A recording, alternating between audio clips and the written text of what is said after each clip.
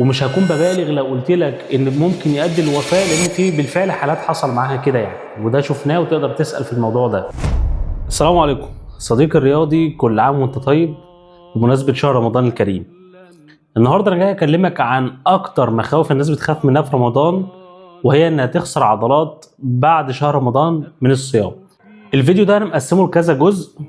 ايه المكملات المهمه جدا في رمضان، وجدول مكملاتك هيمشي ازاي في رمضان، وبعض النصائح العامه ان شاء الله اللي هتخليك تستغل شهر رمضان بشكل كويس من ناحيه الرياضه وتطلع بافضل شيب وبدون اي خساره عضليه. جاهز؟ يلا بينا.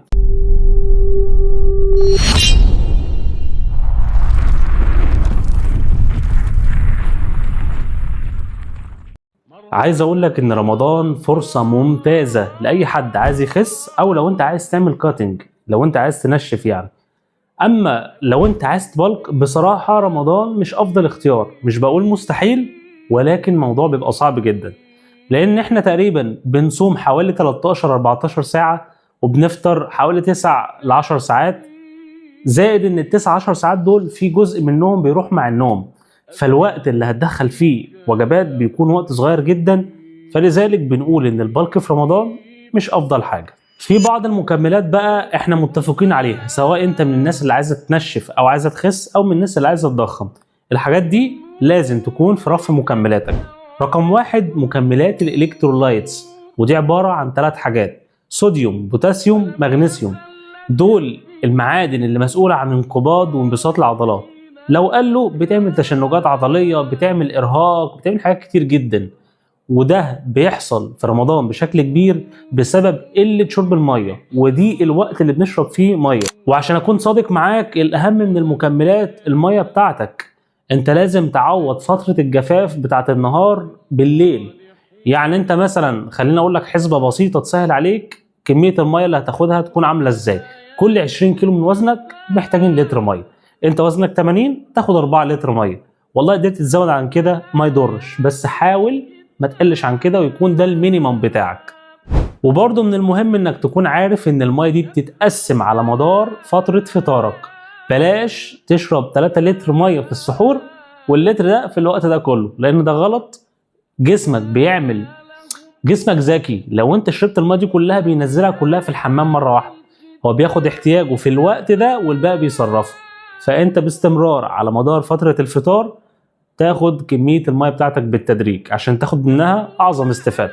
وقبل ما انتقل من حته الالكترولايتس، عايز اقول لك انها متوفره في الصيدليه وباسعار رخيصه جدا.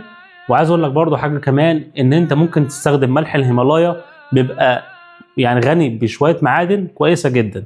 وممكن كمان تستخدم بعض المكملات اللي ممزوج معاها الكترولايت. انا عن نفسي بحب استخدم الكارب ده في رمضان او بره رمضان، عشان حته الالكترولايت بالذات دي اكبر ميزه في الكارب بتاع شركه بيورجانيك. نيجي بقى للمكمل اللي عامل ذعر للناس في رمضان، هو مكمل الكرياتين. والله كليتك ما يحصل لها حاجه.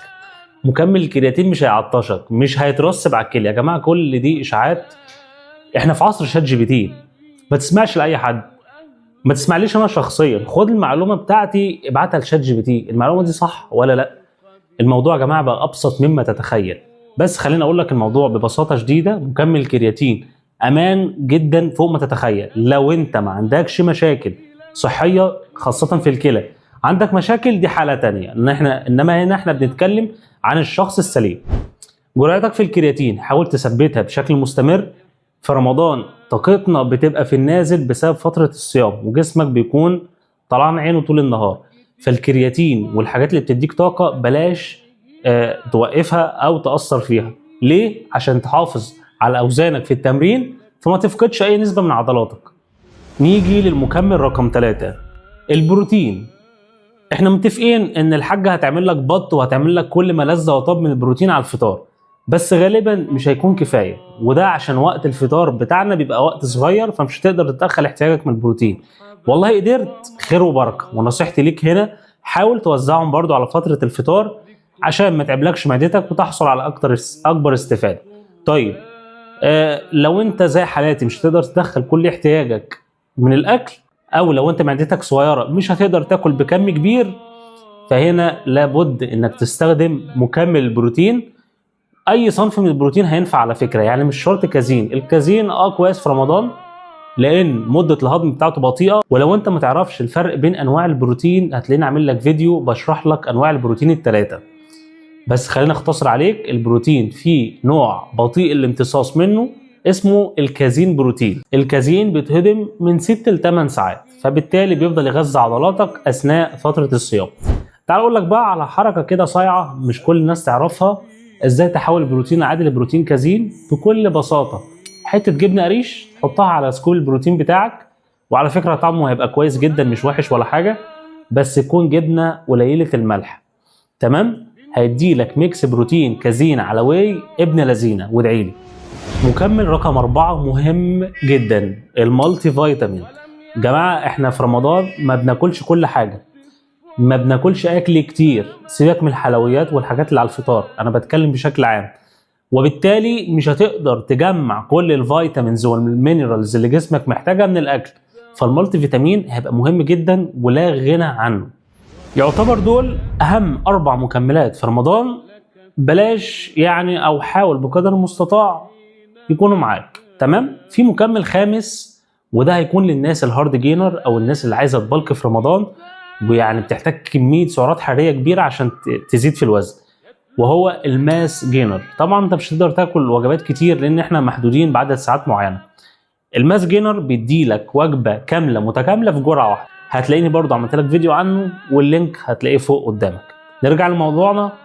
الماس جينر جرعته بتوفر لك تقريبا حوالي 250 جرام كارب في المتوسط، 50 جرام بروتين، 1200 سعر حراري، فدي وجبه محترمه هتاخدها بمجرد ما تحط شيك بس كده في شويه ميه وخلاص. لكن لو انت مش محتاجه فخلاص ده مكمل اضافي للناس اللي عايزه تزيد. كده يا صديقي انا قلت لك تستخدم في رمضان، ناقص اعمل لك جدول ارتب لك الحاجات دي جرعاتها امتى، ويبقى انا كده عملت معاك احسن واجب. بالنسبه للكرياتين خده بعد الفطار، تمام؟ بالنسبه للالكترولايت تاخدها اثناء التمرين، وبرضه ينفع قبل التمرين. بالنسبه للواي بروتين يفضل تاخده وقت السحور، وينفع برضه تاخده بعد التمرين. بالنسبه للمالتي فيتامين بيتاخد بعد الوجبه الرئيسيه الا وهي وجبه الفطار، وينفع برضه بعد السحور، المهم ان انت تاخده بعد وجبه. والمكمل الاضافي الخامس هو الماس جينر. لو انت من الناس اللي بتزيد اقسم الجرعه على نصين، نص بعد التمرين ونص مع السحور، او لو في وقت بين الفجر والسحور يفضل تاخده فيه اكنه وجبه بعد السحور منفصل. خليني اختم لك الفيديو بحاجات اوعى تعملها في رمضان. اول حاجه انك تتمرن في فتره الصيام قبل الفطار. الموضوع ده يا جماعه خطر فوق ما تتخيل، خطر جدا جدا جدا جدا من هنا لبكره الصبح. ومش هكون ببالغ لو قلت لك ان ممكن يؤدي للوفاه، لان في بالفعل حالات حصل معاها كده يعني، وده شفناه وتقدر تسال في الموضوع ده. فبالله عليك تجنب حوار التمرين قبل الفطار، لان جسمك بيكون جاف، ما بيكونش فيه املاح كفايه. كل ده ممكن يعمل مشاكل كبيره جدا معاك، اقلها ان انت تحس باجهاد كبير اصلا، ويحصل لك تشنجات في عضلاتك وشد عضلي وحاجات من دي كتير. الحاجه التانية، حلويات رمضان ما تتقاومش، بس بالله عليك لو ما خدتش بالك وعملتش كنترول على نفسك هتخرج زايد لك 15 كيلو دهون في رمضان. فخلي بالك من حته الحلويات والمشروبات والعصاير وكل الكلام ده، لان برضو بعيدا عن الدهون والشيب بتاعك والفورمه والكلام ده، صحيا الحاجات دي بتخلي الانسولين في اعلى مستوياته في الجسم، وده ليه مشاكل كبيره جدا على صحتك. بس يا سيدي، وده كان كل حاجه انا كنت حابب اقولها لك عشان تخلي بالك من نفسك في رمضان. لو شايف انت استفدت ما تنساش تعمل سبسكرايب، لان اللي جاي افيد ان شاء الله، ومكملين بدعمكم. بس كده، سلام عليكم.